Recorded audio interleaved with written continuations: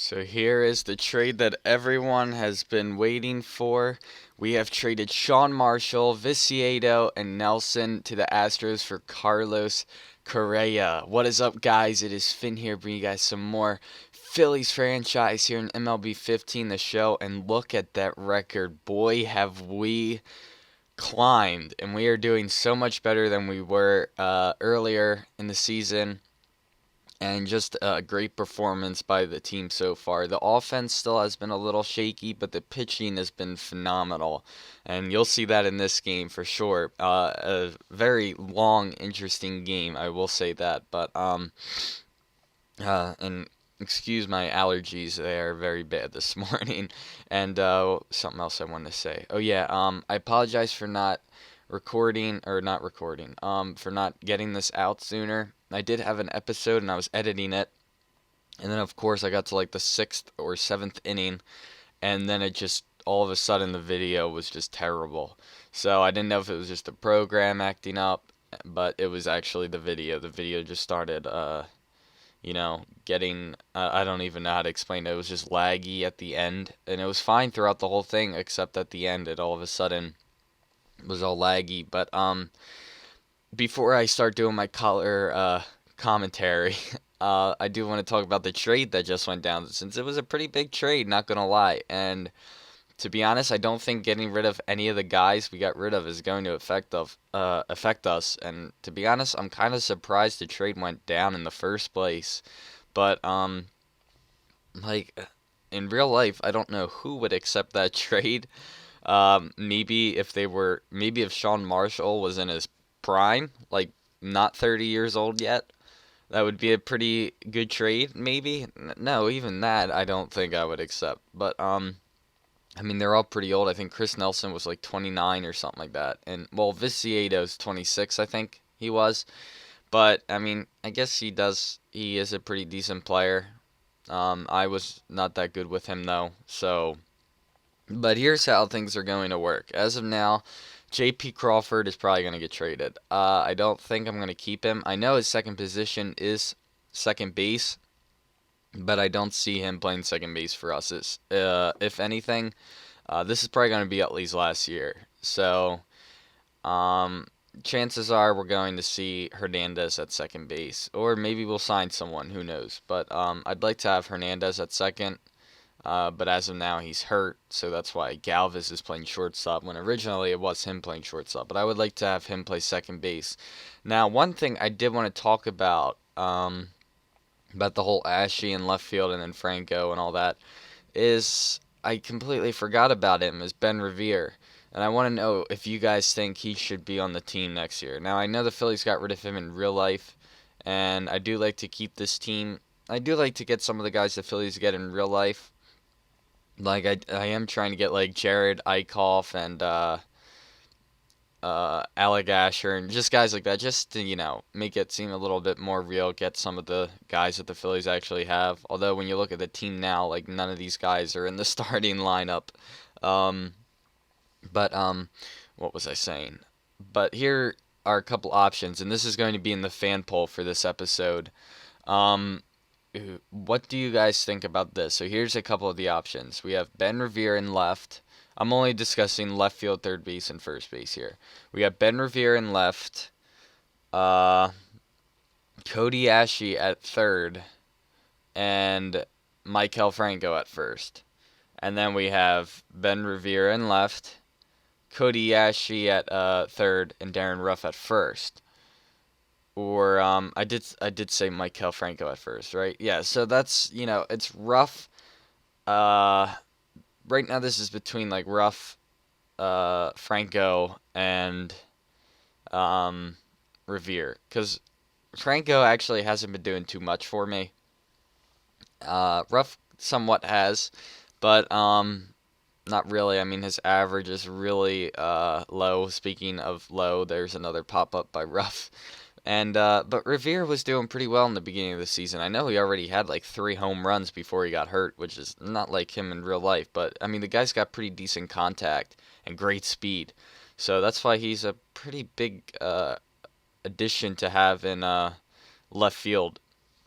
But And then I think the other one was Ashley in left, Franco at third, and Ruff at first.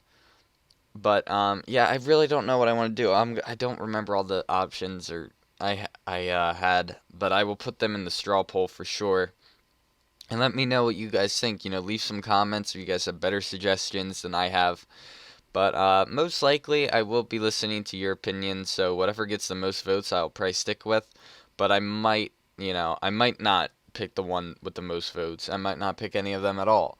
But it all depends on how I feel about the situation. But here's Aaron Nola getting a extra base hit here as Braun couldn't make the jumping catch, so he's going to get himself a stand-up double. But anyway, back to what we were talking about. I don't know about that situation. There's a lot of positions that we are trying to rearrange. We got Galvis at short, who will probably be substituted for Carlos Correa next season or later this year. Who knows? But I doubt he's going to be replaced this year. I think Carlos Correa is going to stay in AAA for the remainder of the season.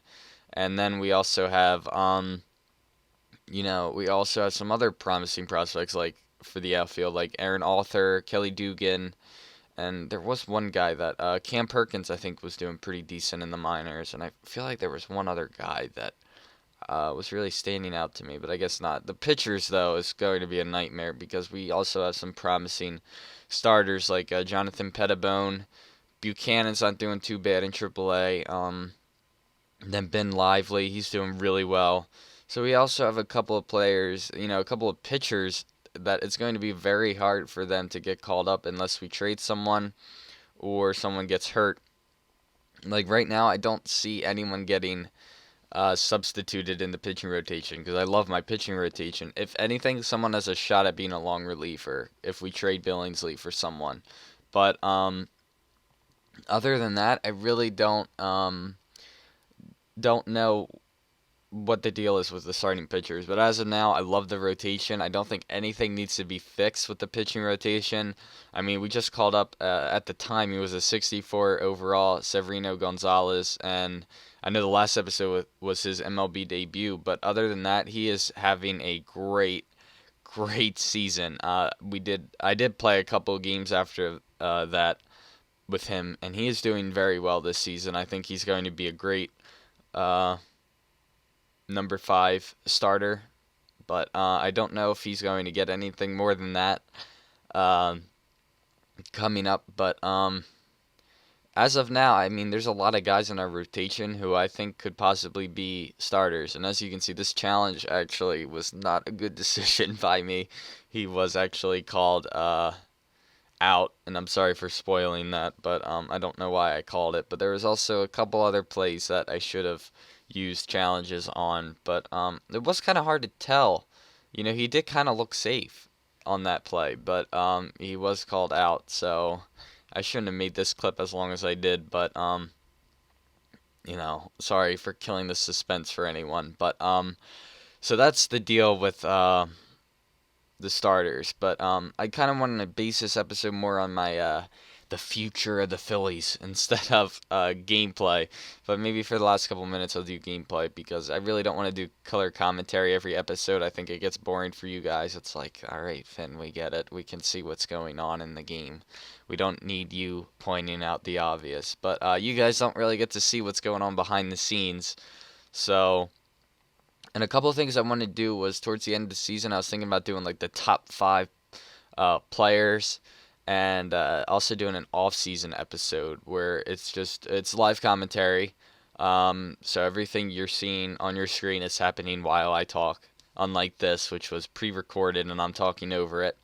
And that's something I did want to do, but it would just be one episode. The whole off-season would just be one episode, and usually they're not that long.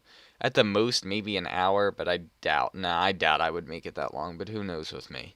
But so a couple of, that's just a couple of prospect situations we have going on, and I'm trying to think if we have anyone else that's we do have some draft picks that we drafted this season. I actually don't even think I showed them yet, but I should show them eventually. Hopefully, I remember. That would be a good thing to point out in the off-season episode.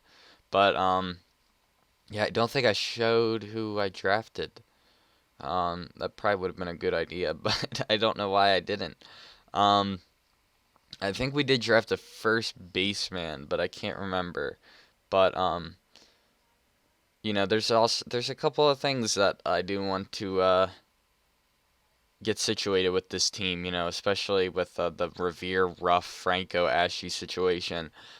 I can tell you if one of them do end up not making the team, sorry to interrupt, but or sorry to get off topic, but this play was excuse me, this play was really it pissed me off a lot because I think Utley was safe on that play, but anyway, sorry about that, but I don't know, like, if any of them don't get to play, it's probably going to be Revere or Ruff. And because I do want Franco to play, I do think he could be a pretty decent addition to the club. He's young, so he could turn out to be better than Ruff. But again, we'll have to see. There's a couple of spots that need to be worked with, such as first base, third base, and left field. I do think we have the guys to play those positions, especially left field. I think we got plenty of people that could take on that spot. But as of now, like, that's what I have working with. So let me know what you guys think, and I will place some situations or some suggestions in the straw poll. I don't know if I'll get all of them, but pretty much the ones that came to mind. But what else did I want to talk about?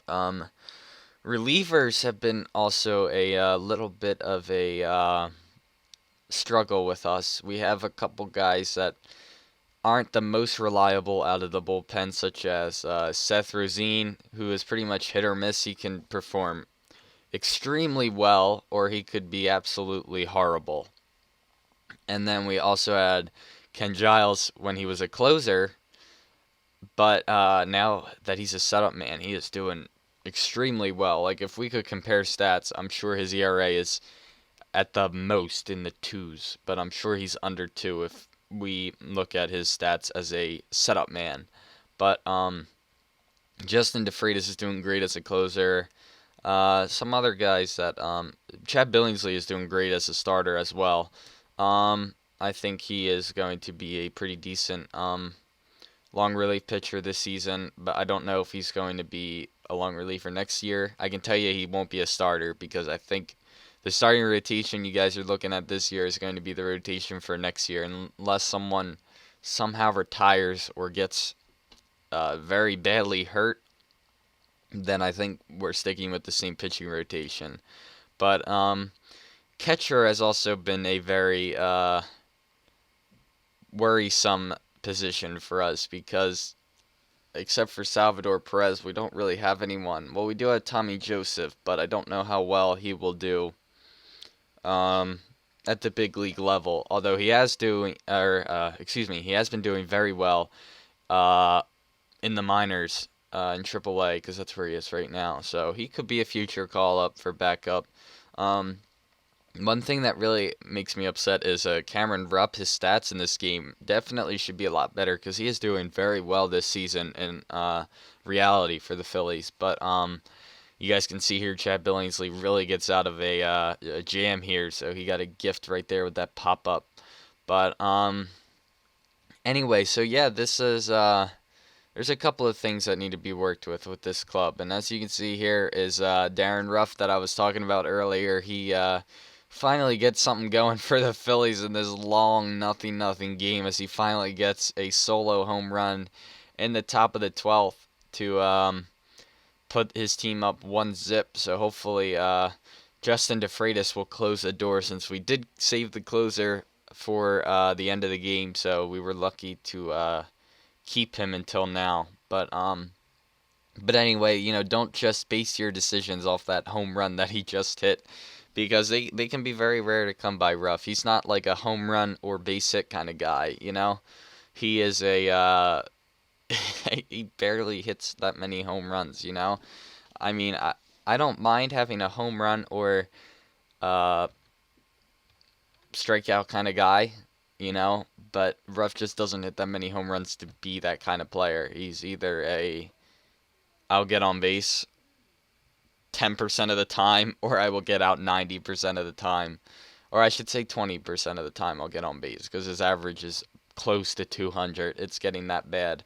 But yeah, so now we have DeFreitas in for the bottom of the 12th, so he is going to try and get the save. He has been doing very well for us this season. But yeah, that's just a couple of guys I want to talk about, you know. But as for position players, it's very worrisome with our prospects. We don't have that many position players to to rely on. We have a couple guys that could be decent. I apologize if you guys can hear some background noise, as those are my siblings. But I guess we'll just have to play by ear and see how well they perform at the minor league level, and see if they deserve a spot at the big league level. But so we'll have to see in the future. But that is going to have to do it for this episode, and I hope you guys enjoyed. And again, I apologize for not getting this out earlier because of the last episode. I got really upset going all that time editing it, and then towards the end I just saw it was lagging. But I guess I learned a lesson there, that I should probably look through the whole episode before I edit it. But oh, excuse me, I woke up really early today, and yesterday was my first day of college, so I had a very long day. But that is going to do it for this episode. But before we wrap it up, we can see who player of the game was, and I know a lot of you guys are thinking it's probably going to be DeFreitas, Nola, or Ruff. That's who I thought it was going to be. I thought it was going to be one of those three guys. I think Billingsley may have deserved a spot, but he did get in a couple jams. But it was Nola who I think deserved it the most. He did have a very great pitching performance this game. Unfortunately, he couldn't get the win, but he is looking to be a possible ace for us in the future. But anyway, that is going to do it for this episode. I hope you guys enjoyed. Don't forget to leave a like and subscribe, and I will see you guys in the next episode. Peace.